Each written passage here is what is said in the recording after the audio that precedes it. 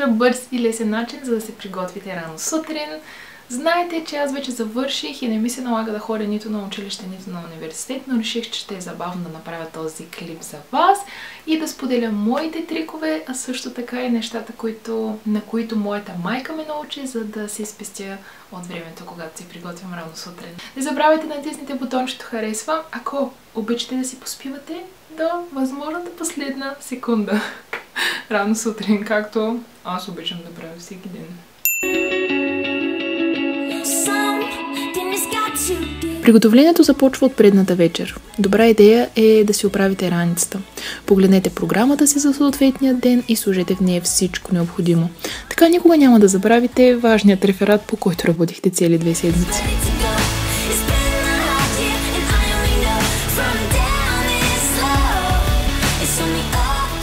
Вземете си душ, за да сте чисти и да не губите излишно време на сутринта. Отскоро си смених грижата за косата, но не се притеснявайте, ще има клип с старата и нещата, които използвах, за да ми порасне косата.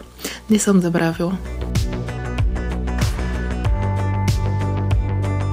Искам да ви представя един ап, казва се Polyvore, и в него може да търсите измежду стотици модели и марки дрехи, които да съчетаете в колаж. Много по-практично е от стоенето пред гардероба, чудейки се дали любимият ви пуловер ще стои добре с новите ви дънки.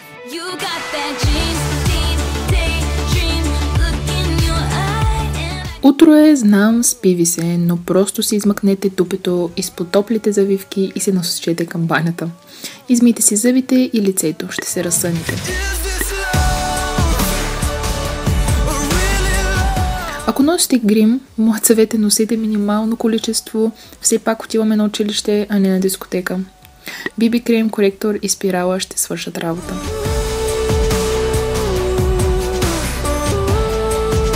Ако държите да контурирате леко, имам трик, който прилагам когато бързам. Нанесете бронзиращата пудра и после ружа. Не се притеснявайте от грубите черти.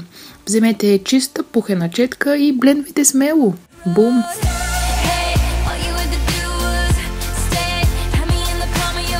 Тоалета. Ще ви покажа как да преобразите рокля като тази, която виждате на екрана, за да е по-подходяща за носене през студените месеци.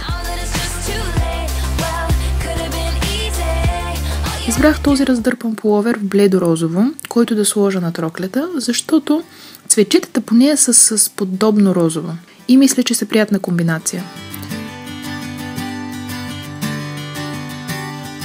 Вижте какво дебело пухено нещо си намери в стаята.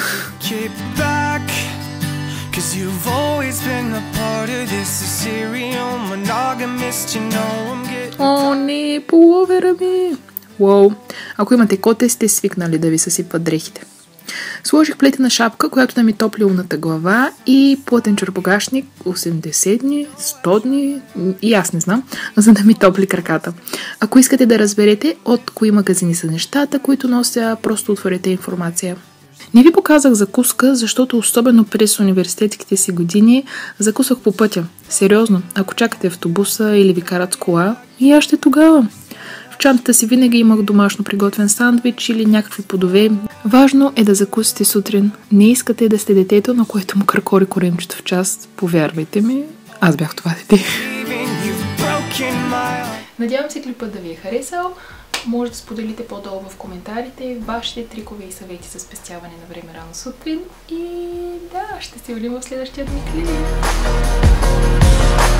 She been my queen since we were 16. We want the same things, we dream the same dreams, alright.